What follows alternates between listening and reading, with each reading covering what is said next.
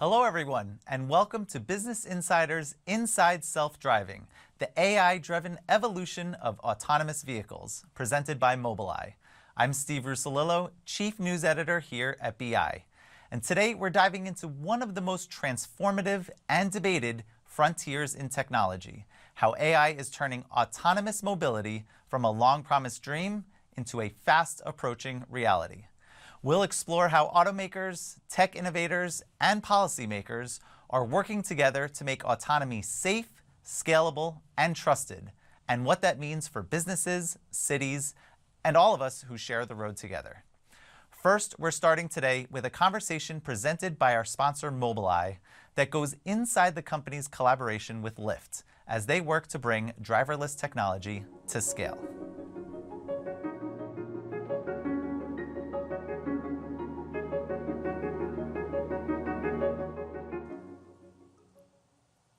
Thank you, Steve.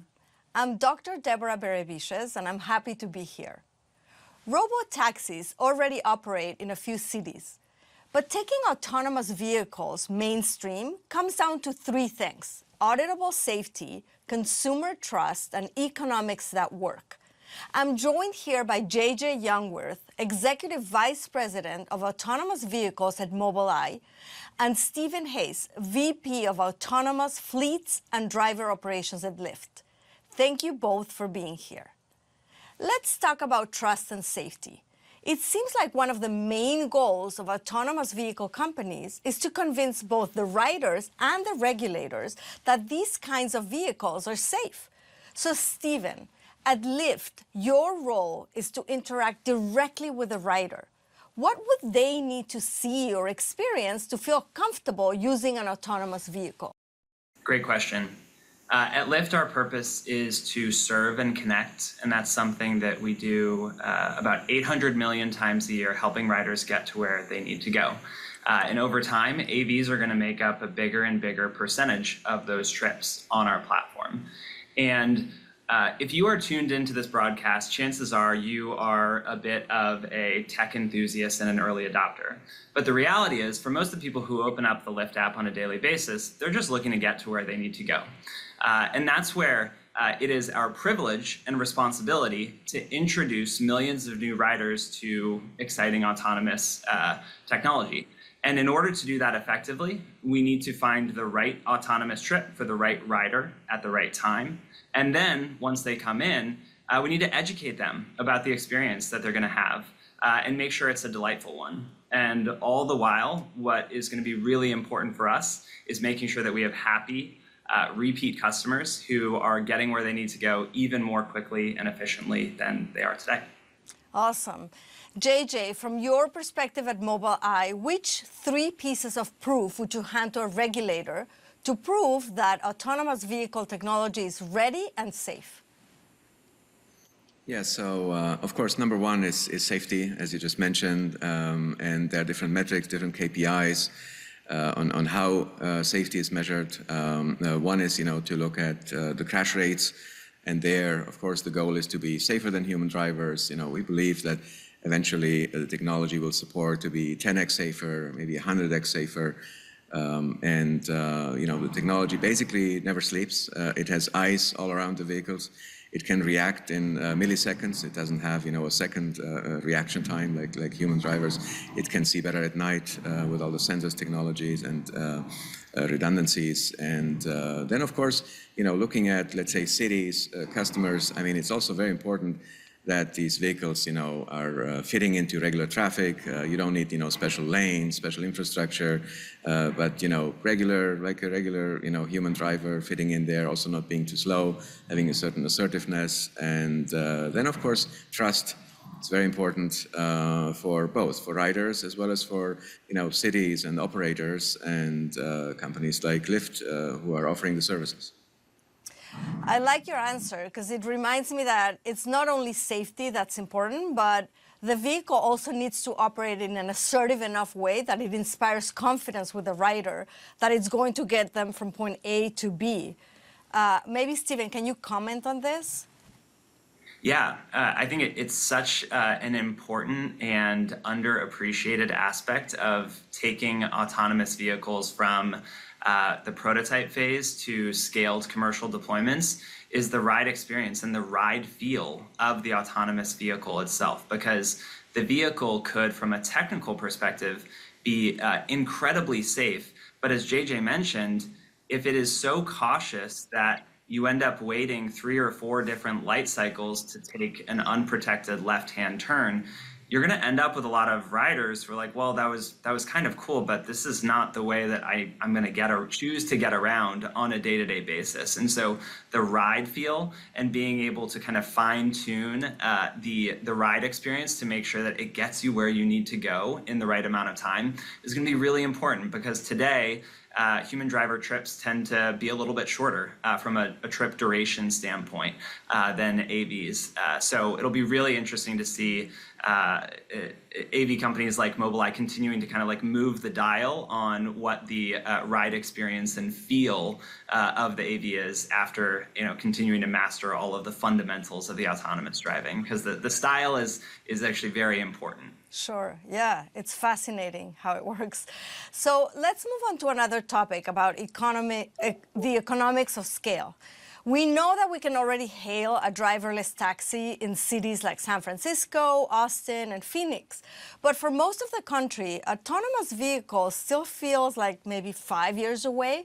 What are the make or break economic realities of turning a test program into a viable business? And why has it been so hard to make self-driving mainstream everywhere? I can jump in and take a stab at that, and then I'll hand it over to JJ, who's definitely in the best position to speak to the engineering of what makes it hard to build a self-driving vehicle. The realities you said, Deborah, is there are cities around the country where you see autonomous vehicles. Some of them are commercially deployed. Some of them are in testing. But that, we should all remember, represents the very tip of the iceberg.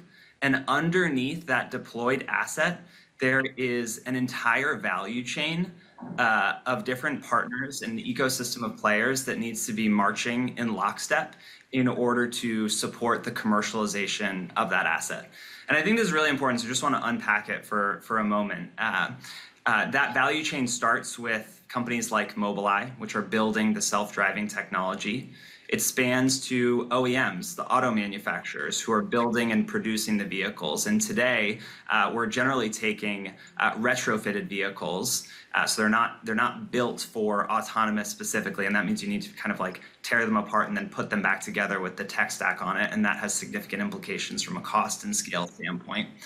And then once you have the vehicle and you have the AV stack on it, then you need a fleet manager and an operator and a financing partner who's going to hold that vehicle.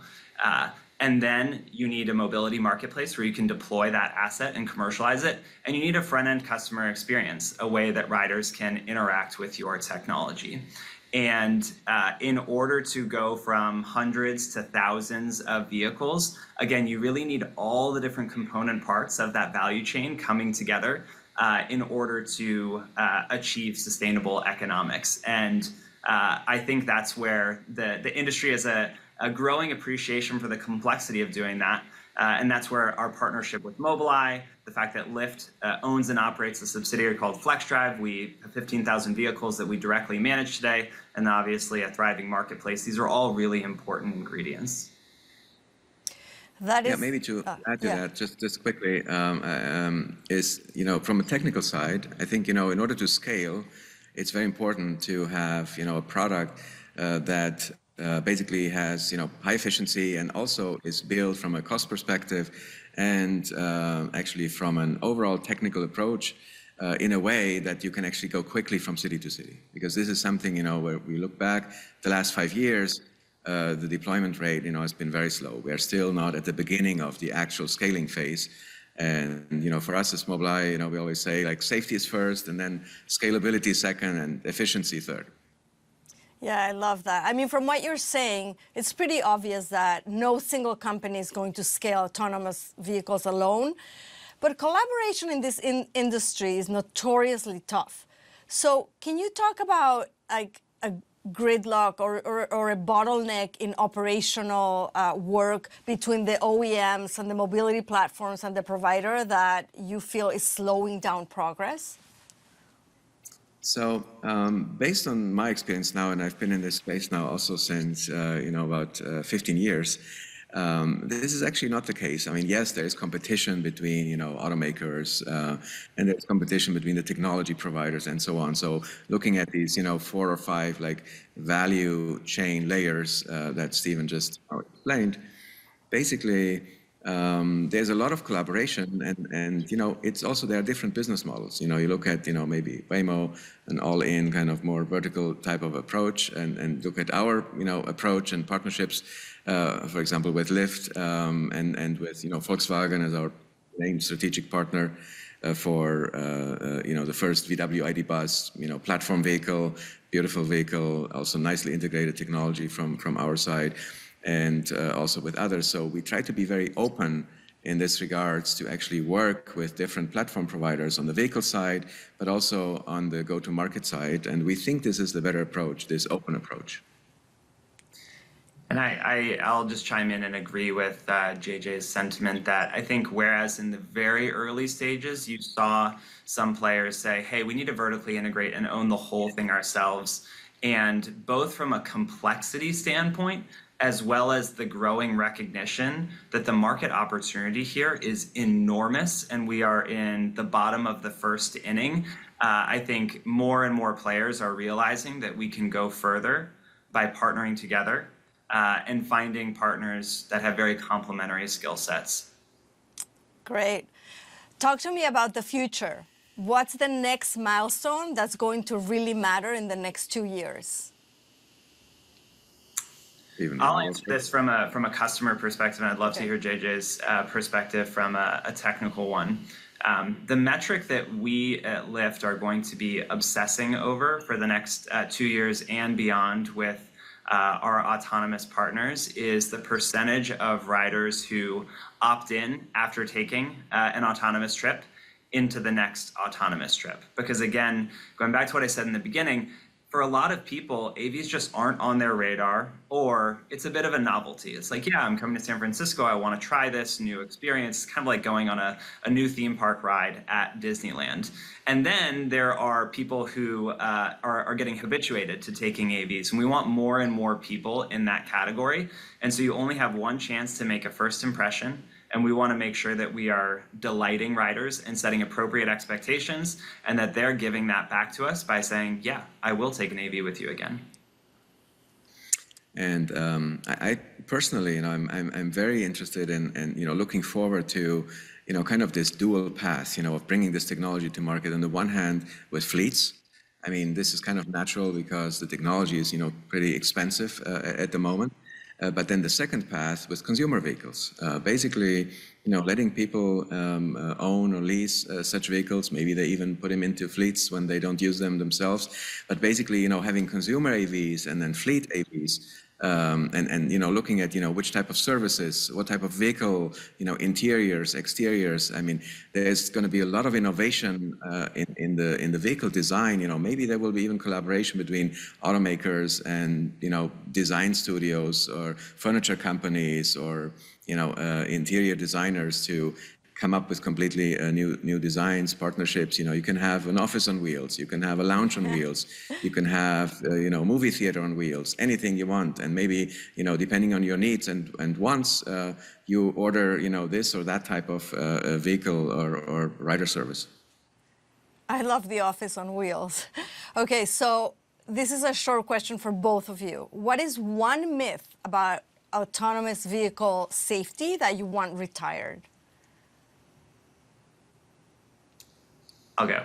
I think the myth about autonomous vehicle safety is that safety is enough, because safety is critical, it's necessary, and it's not efficient. As we talked about earlier, if riders feel like the ride is jerky or it's too cautious, they're not going to be future customers of it. And so, of course, we need safety, and we need a delightful experience around it. I personally actually think that One of those myths is that, let's say as regular pedestrians or, maybe another vehicle, driver, that you might act differently, in front of an AV.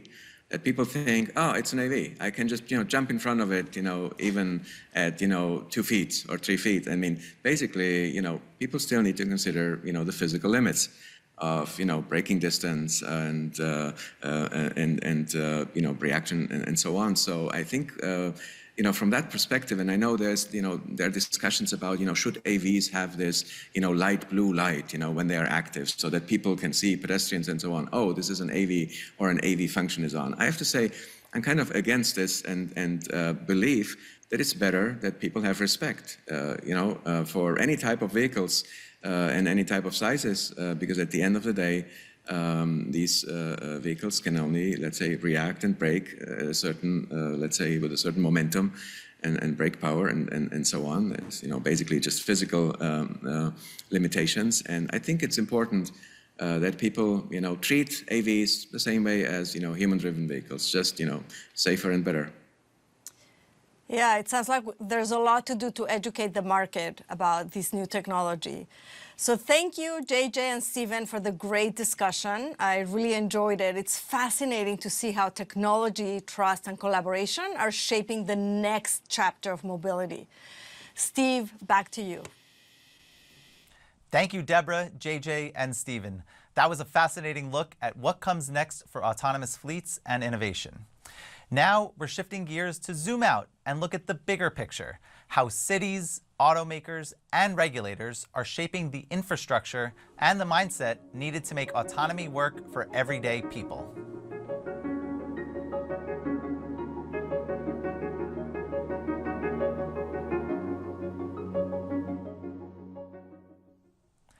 I'm thrilled to be joined by 2 leaders in this space. James Philbin is the Vice President of Autonomy and AI at Rivian. And before joining the automaker, James spent years at the forefront of autonomous vehicle development, leading software and perception teams at both Waymo and Zoox, where he helped advance the systems that allow self-driving cars to see and understand the world around them. Now he's building technology that makes advanced driver assistance and autonomy integral to Rivian vehicles. We're also joined by Charlie Tyson, who plays a key role in Michigan's autonomous vehicle pilot programs, advancing the state's efforts to turn transportation innovation into policy and infrastructure. He works at the intersection of government, industry, and research to make Michigan a national testbed for next-generation mobility. James and Charlie, thank you both so much for being here. So let's get right into it. Let's talk about where we are, the state of play today, where we really are right now. How would you each describe the state of autonomous vehicle technology right now? And specifically, what's real, what's still experimental, and what's misunderstood? James, let's go to you first. Yeah, I mean, I think you're starting to see the phase where full autonomy has gone from the sort of science project into an actual product. And you can go up to, San Francisco. I can drive 40 miles north of me right now. And, it's just going to be flooded with Waymos and now Zooxes as well. So I sort of felt a few years ago that actually the fundamental problems had been solved. That doesn't mean that every problem has been solved, but it was moving into a more engineering and deployment and scalability phase. And then I think, with that hat on, you've got to think, how does this change how people use transportation in the future? And I'm still a big believer in personally owned vehicles. I think that for every mile done in a robotaxi, probably in the future, more than 10 times will be done in personally owned vehicles. I think the economics of a robotaxi versus a personally owned vehicle still mean that those 2 modes will be around for a very long time. And so that's why I made the leap to Rivian. Essentially, can we bring that sort of L4 technology back to the consumer space and really provide value for our customers? And Charlie, what do you think? Yeah, I think James hit the nail on the head there. But from a state's perspective, I think that we are going from like the testing phase to some level of commercial operations. But I think we're seeing it in certain states. For example, James mentioned California. We're seeing, I actually was just in Arizona, took Waymos in Phoenix, commercial operations, really impressive. But I think there are still some challenges. The technology seems to be there for the most part, but consumer adoption. How do these vehicles, whether they're consumer AVs or consumer vehicles with some level of autonomy, or their autonomous vehicle fleets, how do we integrate them into our existing transportation network? I think that's still a challenge that we're working on here in Michigan and really throughout the nation. You know, it's really interesting. I mean, I guess the one question I have for both of you is, how do you get people to really feel comfortable about getting in an autonomous vehicle? I think about my parents who say that they'll never get in one, that they just don't trust the technology. And it seems like there's maybe a generational divide. Boomers feel one way, millennials, Gen Zers. I'm curious how you all think about this trust issue, particularly from a generational perspective. And James, do you want to start first? Yeah, I mean, my sense is it's pretty non-existent. I mean, my parents are also in that generation, and you know, they're interested in what I'm doing, but they don't really, you know, trust all these systems. But you know, the last time they visited, we took a Waymo around. It's very, you know, very quickly becomes normal, actually, and I feel like there's that initial kind of wow moment, hesitation, but then it's completely normalized. People, you know, just go about their day. So I think it's. I don't think the trust issue is going to be a persistent one. I also think that as people get more used to those higher levels of autonomy, they'll expect more autonomy in their vehicles. So I think that trust issue actually trickles down. And what you'll see is a huge sort of competitive swing towards you know, personally owned vehicles that offer those higher levels of autonomy. So I think that's kind of a bit of the race you see right now, and one I think Rivian is, you know, perfectly poised to execute on. Do you agree, Charlie? Yeah, and I think, yeah, I agree with that totally. And I think that we just have to give individuals the chance to experience the technology. And that's why I think that although we want to see, and we're pushing for commercial operations, these pilot projects and these testing activity that allows consumers to experience the technology in different use cases is still really critical.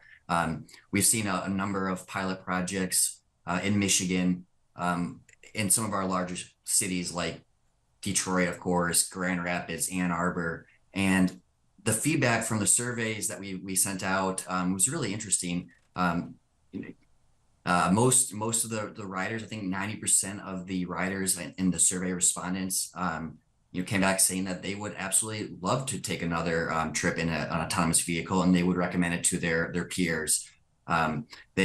What was interesting, though, was we asked a question in the survey around removing the safety driver. And I think that is a big piece here. That's where we started to see some of the comfort levels change a little bit. The survey respondents, I think it was about 50-50, you know, responding that they would be willing to get in an autonomous vehicle without a safety driver. So I think just getting people more accustomed with the technology, sharing the benefits, and also I think it's critical to be able to, you know, educate the public and just give them that experience to get inside the vehicle, provide feedback, and let them know that these aren't being forced on them. They're being deployed in safe ways and kind of a crawl, walk, run approach. I think that's critical. Charlie, you mentioned these pilots. I guess my question is, how do you measure readiness? Is it, you know, the number of miles driven? Is it disengagement rates? Is it just consumer trust or something else entirely? Like, how do we know that these things truly are ready to be out on the road? Yeah, I think it's kind of case by case, different for each project. For example, we had a project in northern Michigan looking at supporting a full-size autonomous transit bus deployed at Sleeping Bear Dunes National Park. So looking at a very unique use case in northern Michigan, a majority of the riders were tourists visiting the area. They either they had challenges with parking, but I think the way that we kind of measured readiness for that project was how many times the autonomous vehicle had to be essentially how many times the safety driver had to take control of the vehicle, Were there challenges with connectivity in that region due to Wi-Fi or infrastructure capabilities? So I think that's the big thing, is looking at disengagement and just looking at, based on the use case, based on the region, what are the key factors to enable adoption, and that kind of is how we determine what are the key metrics around success. I'm curious. Yeah, maybe I can just add to yes, that. Please. Yeah, and just talk about the Rivian process. So we actually do an extensive kind of release readiness process every month for our software, and that involves many aspects to it, the sort of metrics across the stack. But also a key part of that is actually simulation. So we take millions of miles of real customer data, and we can replay them through our stack and kind of measure the performance, the safety, the smoothness, and all those aspects. And I think all of those pieces go into that readiness report. So I think that's a very important part, is having that scale of data and also the ability to replay it and to gain insights from it. Charlie, you mentioned in your survey data that you cited that there's a distinction between how people feel when they're in a self-driving car that does not have a driver versus one that does have a driver. And how do you sort of bridge the gap between people's perceptions on those two experiences? Yeah, it's a great question. I think it's understandable that someone may have less willingness to get in an autonomous vehicle without a safety driver. But I think that goes to the importance of getting autonomous fleets out there. For example, some of these states that have been doing it without a safety driver, again, was just in a Waymo in Arizona, and got out of the vehicle feeling totally safe. And so that kind of goes to the importance of states and industry working together, government and industry working together to safely deploy these vehicles and provide them, and provide the opportunity for the public to get in the vehicle. Ideally, we move from safety drivers to non-safety drivers and fully autonomous vehicles, and that's what we're working on doing here in Michigan. But there are some challenges, right? And I think that's why Michigan feels that we are positioned well to be a kind of a great test bed to move from the testing phase to commercial operations. For example, how do we ensure that autonomous vehicles can operate in harsh weather conditions? In order to be able to fully to see wide-scale adoption of AVs, we need them to be able to operate in harsh weather conditions, rain, snow, et cetera. And so there's certain states, and Michigan definitely feels we are one of them, that not only due to our automotive heritage, but also just our demographics, our weather conditions, we are positioned well to be able to test these different uses and to hopefully support that path towards commercialization, while we do so with public engagement and providing individuals the experience to get in the vehicles. I always kind of go back to 10, 20 years ago, how many parents were on social media? Not very many. I was always getting flack from my parents for being on Facebook or whatever, Instagram, for example. But now my grandma's on Facebook, and she has a smartphone, and they're on it more than I am. So I think it just takes time for adoption and for the public to get accustomed to technology and feel comfortable in it. And I think industry is doing a great job, and it's important for government to align and to partner with industry to make this path as smooth as possible. It's a great point you raise. And just this week, we obviously had the big Amazon AWS outage that knocked out wide parts of the internet and how people go about their everyday lives. To me, this is one of the concerns perhaps for autonomous vehicles, is what happens if there's an outage and then these things don't operate the way that they're supposed to operate. What do you do? How do you adapt? So how do you both think about that? James, do you want to take that one first? Yeah, so I think it's key to in your safety case sort of think through these outages that could happen in the cloud. So the software that's on our Rivian vehicles, it doesn't require a cloud connection. So the idea is that we can be sort of in a safe state even if that external connection goes down. So there's all the processing happens on vehicle. I think it's pretty important when you build a resilient system that you're not taking those dependencies unnecessarily, or if you are, that you have sort of good backup processes. And Charlie, what do you think? And I would say I don't have a highly technical answer there. Obviously, it's a challenge. We also worry about cybersecurity, the grid resiliency. But one of the things that we try to do here in Michigan and within the Office of Future Mobility and Electrification is we reach out. We like to engage industry and to call out some of these challenges and say, how can you help us solve some of these challenges that we're talking about here? For example, the Amazon outage. We on an ongoing basis, we like to call out or identify some of these major challenges and concerns and considerations, and to work with industry to solve them. And that's why our grant programs and our pilot projects have been so successful, identifying challenges and finding solution providers to address them, and working together in public-private partnerships is something that we've seen a lot of success in and continue to do. Charlie, you mentioned you used the social media comparison 20 years ago, how people were just starting to figure out how to use social media.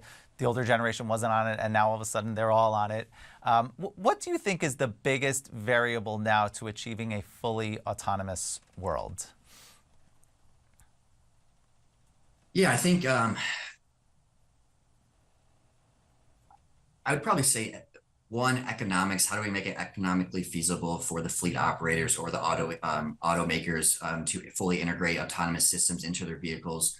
I think it's going to be critical to continue supporting and seeing increased level of autonomy in consumer vehicles and production vehicles. I think that will really help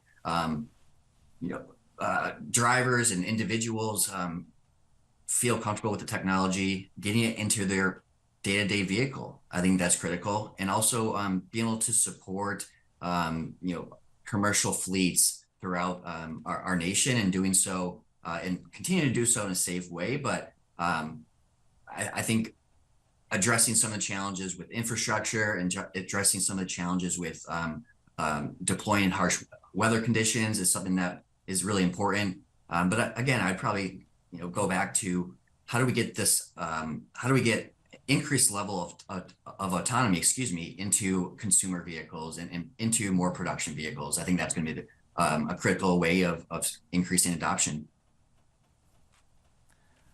James, what do you think? Yeah, I think Charlie's right that a certain amount of this is just time, that people, it takes time to try and then gain acceptance. I think it's actually changing, pretty quickly. So we released our hands-free feature earlier this year, and since then, every month we've essentially seen the number of miles driven hands-free increase. So I think it's around 20% of all Rivian miles now are done in that hands-free mode. So I think as these features get better, they become more capable, people become more comfortable with them, they get used to the UI, the UX aspects. And then also, the system is learning through the data that we're able to gather during those drive events. And all of that kind of ladders into this sort of upward spiral of improvement. So I think it's important that OEMs are able to really learn from their fleets. I think that's something very new that they haven't had to do in the past. And we think it's a key competitive advantage for us. It's so interesting as adoption rates increase. I have to think too that driving fatalities will ultimately go down. I mean, we have 40,000 driving fatalities a year right now with cars that people drive, right? Traditional cars. But at the same time though, if God forbid a Waymo happens to kill someone who's crossing the street, there's going to be a ton of attention on that, and people are going to say computers kill people, and how do you go about this, or what do we do to combat this? So how do you all think about that and the safety element of all of this? Yeah, maybe I can start. So I think we have to recognize that the baseline here is the average human driver, and there's far too many fatalities in the US. I think the last stat I heard is something like a 747 full of people die every day in the US, on the roads in the US. So I think, for me, that's the number we have to drive down. We're not saying that these systems are going to be perfect. I think that's an unrealistic expectation. In fact, I think if we have that expectation, we'll delay launching something that could be saving lives potentially now. And so I think that's the number we should focus on and drive down. We spend a lot of work Rivian on our active safety systems. So a lot of that is actually fed by the same world model investments on the ML side that are powering sort of the L2 plus features. And so really our goal is for Rivian vehicles to be the safest vehicles to be in and around through those active safety features. So you can imagine almost like a safety bubble where we're preventing the vehicle from getting into these collisions. And I think systems like that deployed widely on consumer vehicles will really start to move the needle on these fatality rates. Yeah, I think it's a really important question. And I think one of the important things here is to make sure that we are being with the government, being in government, working closely with industry to ensure that safety standards are top notch and we're aligning on making sure that bad actors aren't able to access autonomous vehicles, or in cybersecurity capabilities are in place, and then making sure that we educate the community that the vehicles are in. I think most communities want to know that the roads have gotten less and less safe. People, technology has the ability to actually make our roads safer, and the average person is not going to drive as safe as an autonomous vehicle. They are, just to be able to trust the technology, and that's going to take some time and just constant engagement with communities that the vehicles are in. I think that's really important. When you talk about trusting the technology, it gets me to this broader question in the industry about what's the better approach to autonomy? Is it, it's the cameras versus the LiDAR question. Is it using machine learning or a rules-based system? James, what do you think? Yeah, I feel like those arguments have sort of largely been settled. So I think you really want to use and leverage machine learning for as much of the driving task as possible. The reason you should do that is because specifying driving in rules it's very complicated. You end up with huge, spaghetti code of heuristics. It is actually not well specified in many cases. So, think of the example of a lot of vehicles entering a stop intersection. There are rules on how that's supposed to be handled, but that's not how humans actually navigate those things. And so to sort of encode all of that in a rules-based system is almost impossible. So we believe in doing as much in the machine learning model as possible, really learning from customer driving data. There's an effort we have ongoing at the moment called the Rivian Large Driving Model. And this is supposed to be an off-board, huge model that can essentially learn all the nuances of human driving from all the data we receive. But then I think you have to sort of couch that in a system that provides those guardrails, right? So we can use the ML as much as possible, especially to have this sort of humanistic and sort of nuanced understanding of how to drive.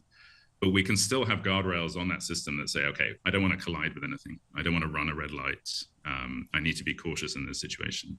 And so I think it's that combination, using ML as much as possible, because that is the most scalable and sort of powerful approach, but then having still a rules-based set of features at the end that you can use to kind of guarantee certain aspects about the driving behavior.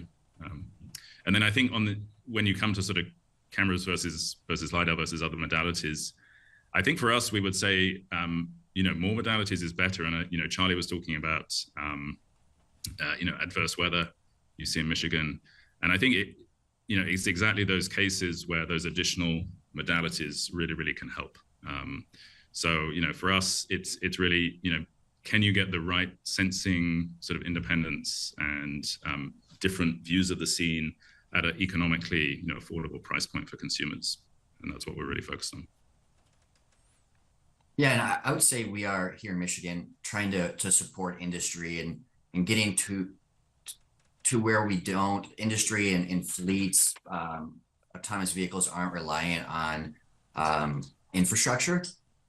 But at the same time, how do we improve infrastructure to make increase redundancy, improve safety?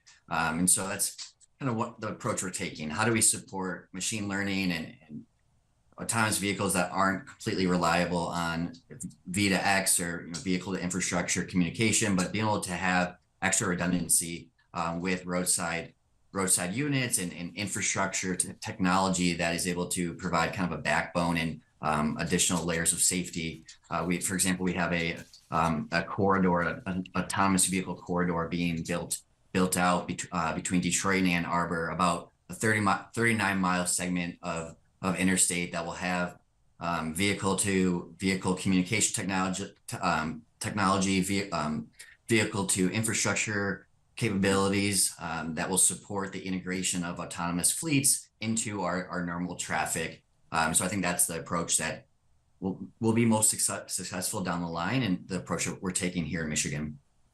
You know, you've both touched on the weather issue, and Charlie specifically, obviously you're sitting in Michigan where you guys have some pretty severe weather there. Is this the biggest variable to achieving a fully autonomous world? How do you combat severe weather conditions? I would love to hear James's thoughts from a technical perspective, but I would say, Michigan, yes, we have harsh winters, but our summers are absolutely beautiful. Please come visit.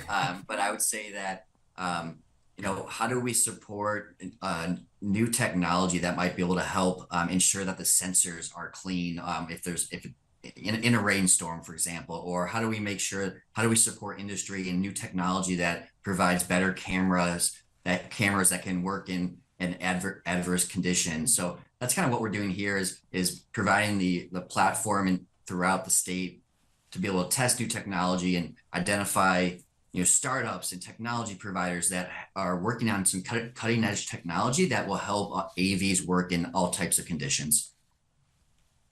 Yeah, I think Charlie touched on some of the things. I think you'd start with the sensors, right? So yeah, the sensors clean and unoccluded.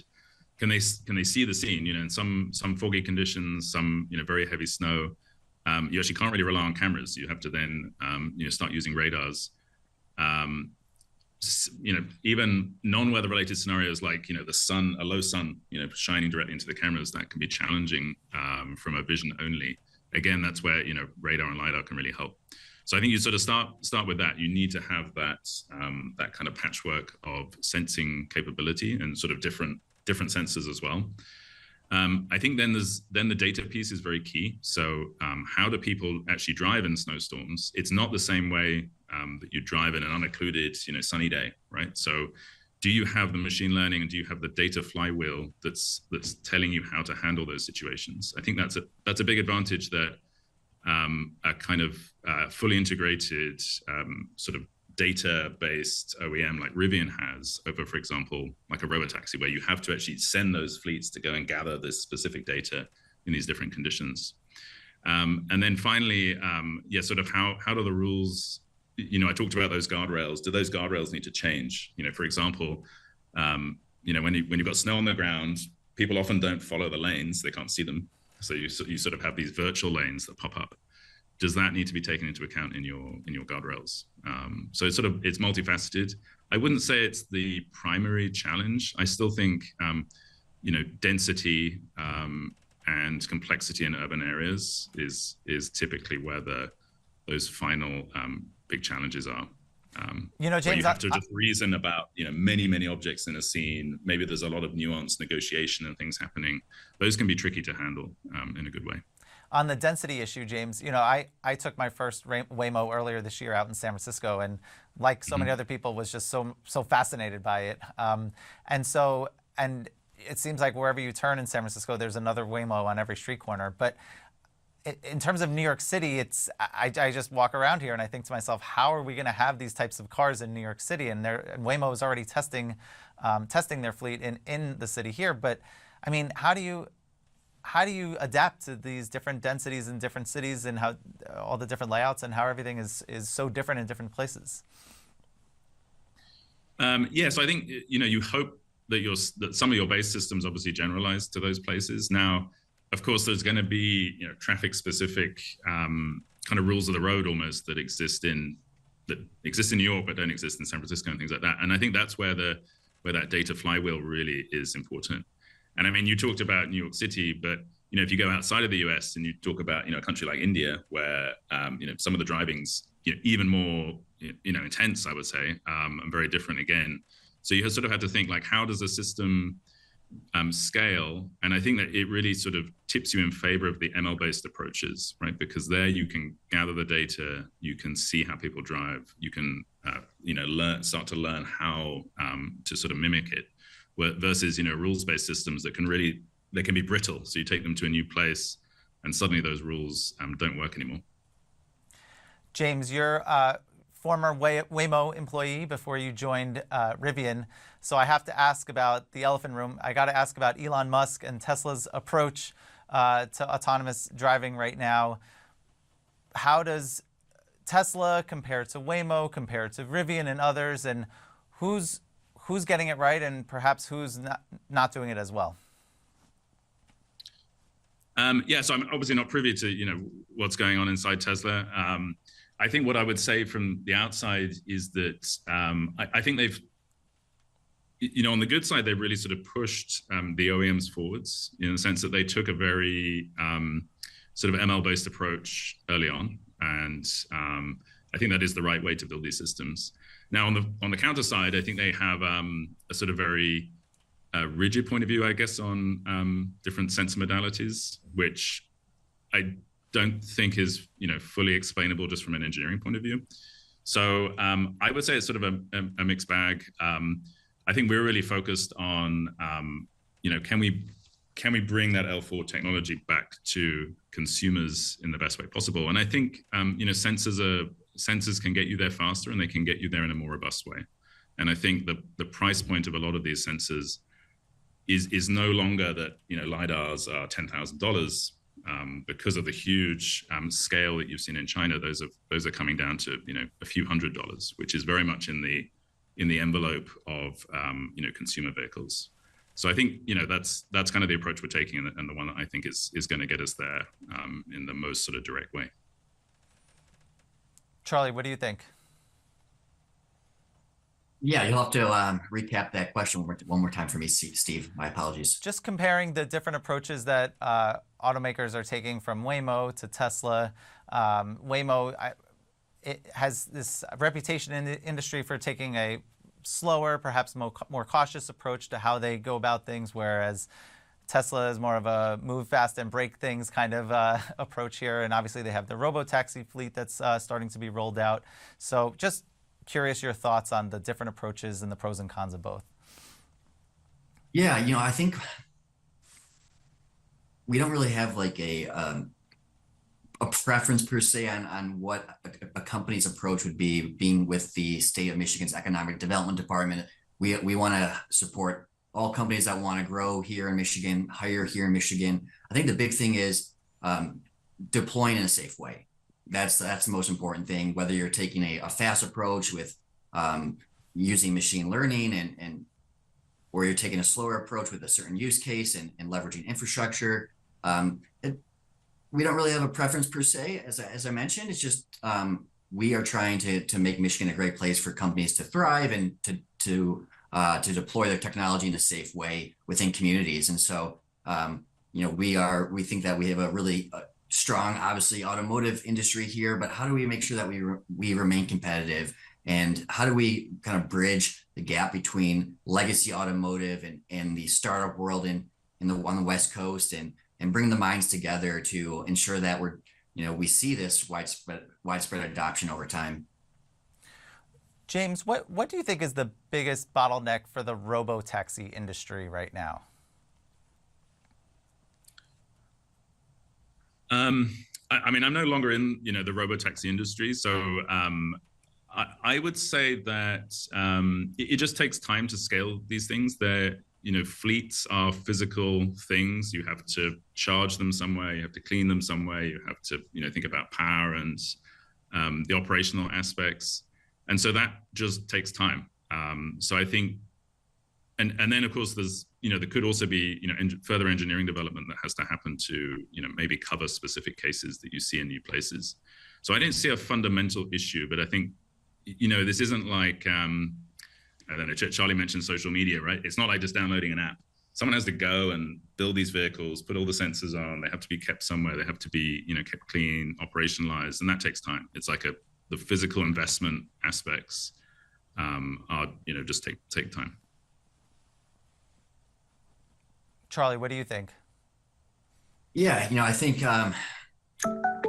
identifying a clear use case is important for fleet operations, deploying them in a certain scenario. At least right now, I think that's an important way to continue momentum and continue adoption. Deploying them in a highly urban, complex environment may not be the best option right now. So can we identify fixed routes, or can we identify certain use cases that fleets will thrive in, and it's more feasible at this time?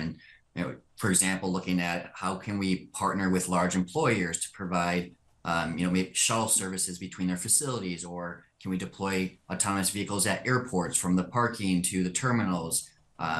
Looking at deploying autonomous vehicles at universities to get students engaged and to experience that technology. I think that's the really critical way at this juncture to continue supporting fleet operations before we see them in highly complex multimodal environments.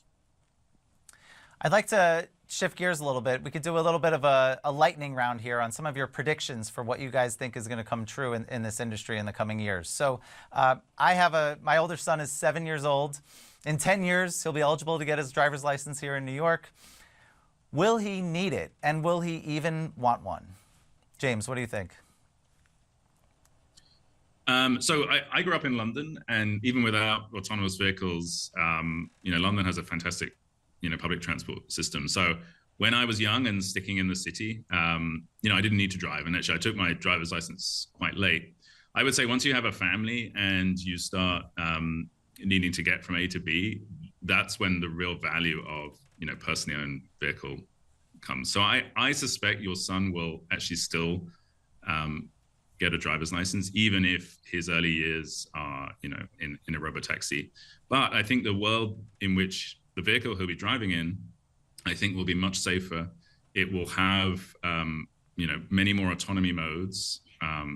You as a parent, this is actually a feature I'm excited about, may be able to engage a teenager mode, right? Which puts the vehicle in kind of like a extra safe state, so that, your son can't speed or, do donuts in the parking lot or whatever else he wants to do. And so, I think that's probably most likely. I don't see a huge shift away from the automobile, at least in the US, just because of you would also need a commensurate shift in where houses are built and how people are living and everything else. But I do think that consumer autonomy will become essentially a must-have on every vehicle. Charlie, I would say must-have on every vehicle. Your son will. Yeah, I would say your son will probably need to get a driver's license, and I think that's okay. I think we're going to continue to see more AVs on the roads, but it's going to be a little bit longer down the line until you don't need a driver's license. I actually personally enjoy driving from time to time. There's also times where I would love to get an autonomous vehicle and not drive, to get work done or to get some rest, for example.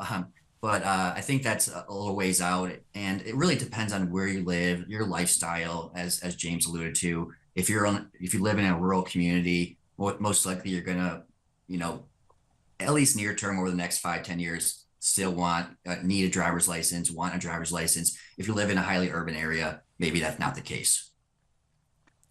What percentage of cars on the road will be autonomous versus not in, let's say, 10 years from now? 20%. What are we at right 25%? now? And what are we at right now? Ooh, that's a good question. James, do you know? I would say sort of define autonomous. So do you mean like a full robotaxi level autonomy? Or do you mean vehicles that, for example, could provide an L3 capability that gives you your time back on the road and makes driving safer? So I think that's where there's actually a big spectrum of autonomy here. And I think people focus on the endpoint, but I think there's actually many other customer societal benefits you get on the way there.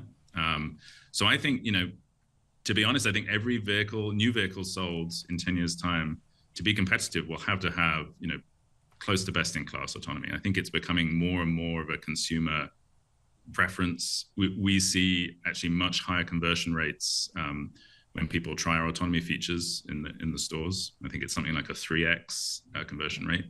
And so I think that shift is really happening. And I think as you see, robotaxis roll out, people will just expect and demand more and more. So I think this tide is coming, and OEMs need to be ready.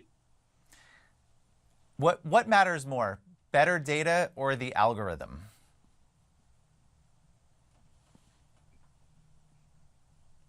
I think if you had to, pick one, you would pick the data. But to make the best use of the data, you need, excellent, machine learning engineers and approaches to understand that data and to learn, how to drive from it, essentially. But the data is the most important. If you don't have the data, I think there's no getting around it, really. So, if you don't have the Michigan snowstorm, I don't think there's any feasible way you could build an autonomy system that then can handle those Michigan snowstorms. You have to go there and see the data. And actually, just sticking on that, James, Rivian is doing a lot in the Gen AI space. And so do you want to talk just a little bit about how are you using Gen AI to improve the autonomy that you guys are offering in your vehicles?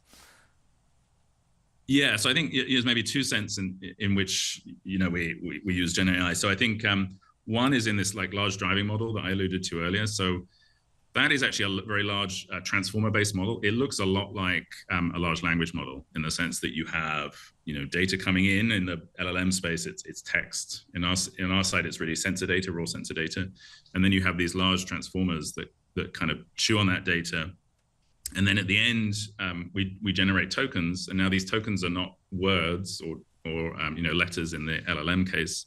They're actually little snippets of trajectories, and we piece them together, and that gives you the best, the model's best interpretation of the future driving path.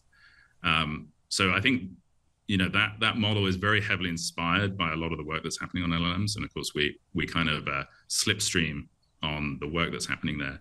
I think that's one sense. The other sense is we're also, seeing a big sort of productivity boost from using some of these Gen AI tools. I would say not replacing people, but really making them more effective. So, improving the velocity that you can write code, that you can test code, that you can do things like code review and interface with APIs and things like that. So I think, it is an accelerant and definitely. On both sides, I think very essential to the work we're doing on autonomy. Charlie, what's the biggest myth that you'd like to debunk about self-driving? That the technology is not ready. I think the technology industry has been incredible. At least, I think in the United States, the technology being developed by industry, by academia, has gotten us to a point where it's ready. Let's get these vehicles out there and let's allow people to experience them. But that's the big thing. I think too many people think that the technology is not ready, it's not safe, but I think that's just the opposite. James, what do you think? Yeah, plus one to Charlie. I think, I think we just need to get more people experiencing what is out there, and I think we need to push US OEMs to be more tech forward. You see how the level of autonomy features that are present in Chinese OEMs, and I think I kind of feel like OEMs got a little bit complacent in that regard, and I think we have to push everyone forwards. So that's what we're trying to do here at Rivian. And finally, for you, James, what's one word to describe the state of self-driving technology today?